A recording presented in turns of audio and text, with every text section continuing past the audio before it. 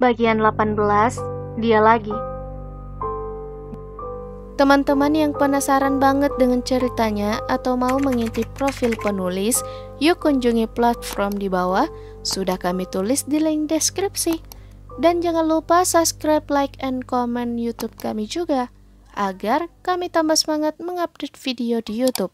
Terima kasih, wassalam.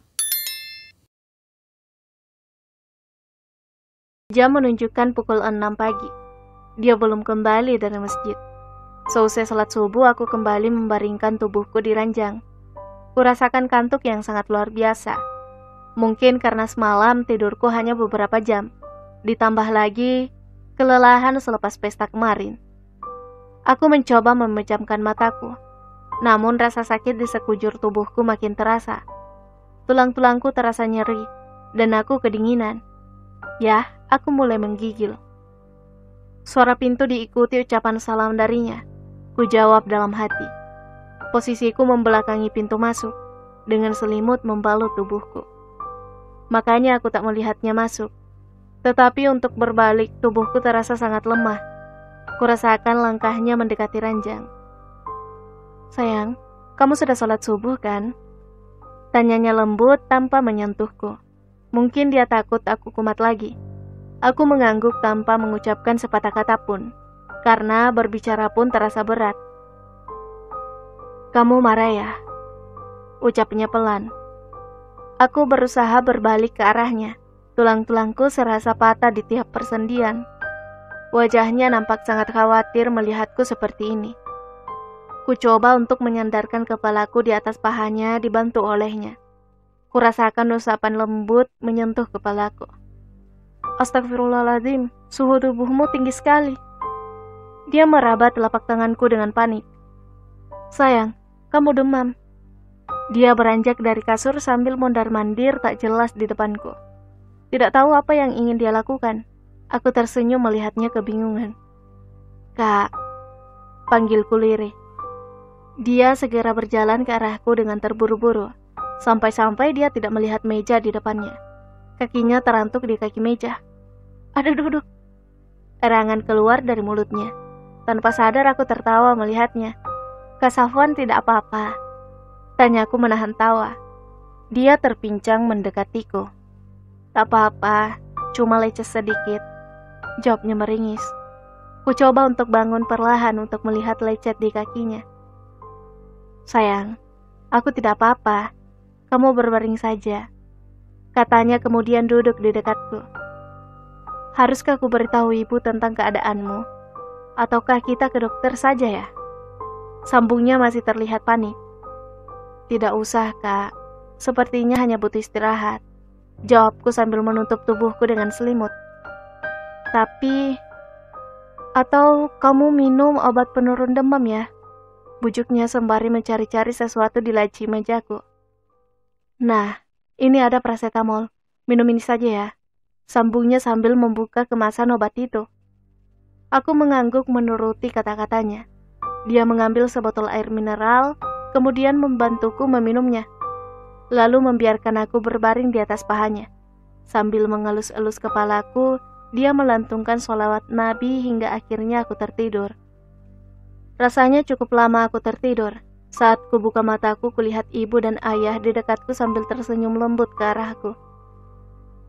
Nis, kamu baik-baik saja kan? Ada gurat kekhawatiran di wajahnya. Aku tidak apa-apa, Bu. Hanya demam biasa. Ini juga sudah agak enakan. Anis juga sudah minum obat penurun demam. Jawabku sembari tersenyum. Aku mengerti kekhawatiran ibu dan ayahku. Peristiwa di masa silam mungkin masih membekas di benaknya. Oh iya, Kak Safwan mana? Tanya aku sambil celingak-celinguk mencarinya. Katanya tadi ada urusan di kampus. Dia tidak pamit padamu karena kamu tertidur. Dia tidak mau mengganggumu. Jawab ayahku. Oh, hanya itu yang keluar dari mulutku. Dia memang mengajar di salah satu universitas Islam di kota ini. Ia mengajar di Fakultas Sastra Arab. Semenjak pulang dari Mesir, banyak tawaran mengajar yang datang padanya. Tetapi hanya satu universitas yang dia terima. Alasannya karena dia punya kesibukan lain. Selain mengajar sebagai dosen, dia juga sebagai penerjemah buku bahasa Arab di salah satu penerbitan besar di kota ini. Tapi seharusnya hari ini masih cuti ya? Tanya aku disambut senyum oleh ayah dan ibuku. Katanya sih cuma sebentar, ada berkas yang harus disetor. Kenapa? Kangen ya? Ayah dan ibu tergelak menggodaku. Aku tersipu malu kemudian kembali berbaring membenamkan tubuhku di balik selimut. Ya, sudahlah. Kalau kamu tidak apa-apa, ayah dan ibu keluar ya. Kamu istirahat saja. Sebentar lagi pasti suamimu pulang. Goda ibuku lagi sambil beranjak keluar dari kamarku.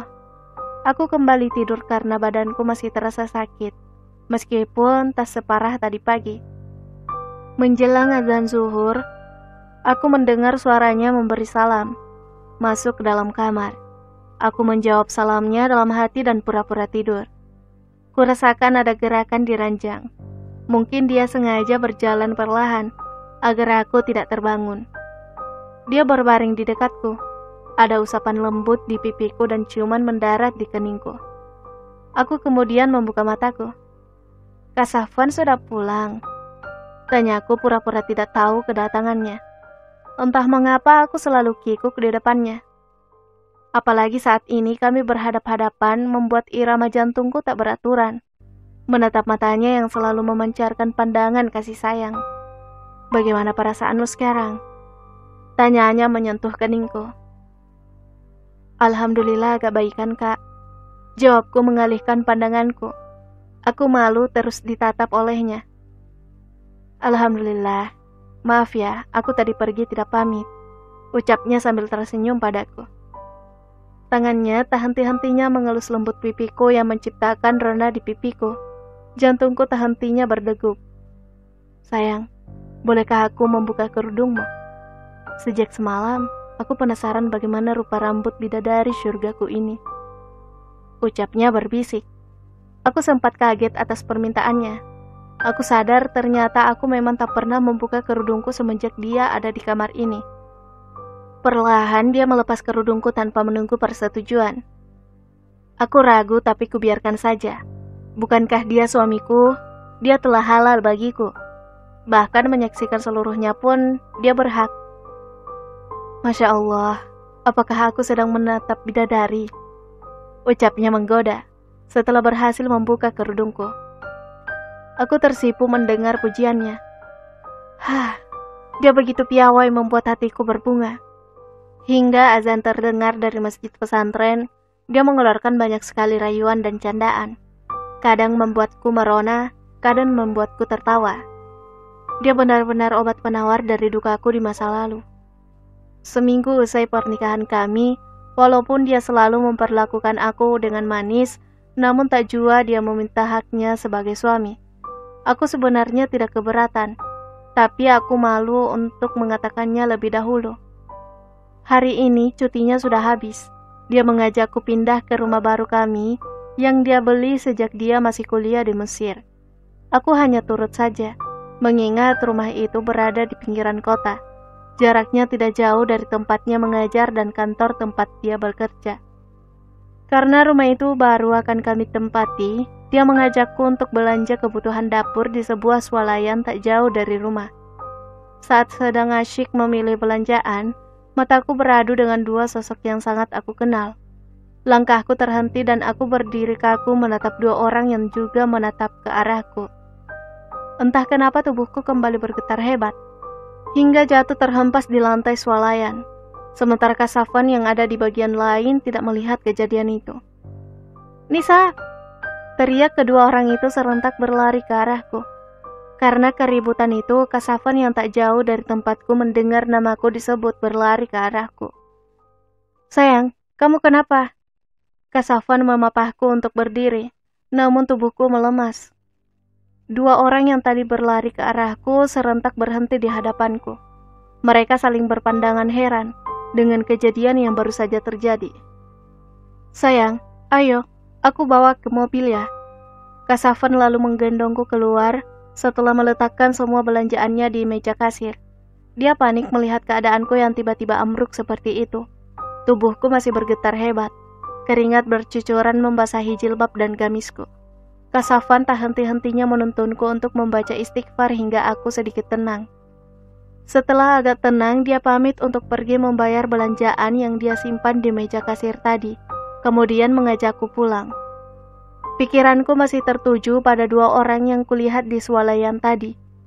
Ridwan mantan suamiku dan Miftah berjalan bersama.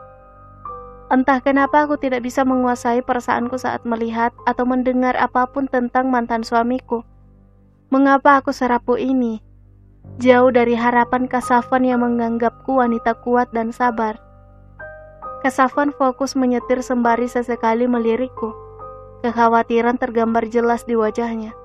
Namun dia tidak mengatakan apa-apa. Entah apa yang harus aku katakan jika dia menanyaiku tentang kejadian ini. Bersambung.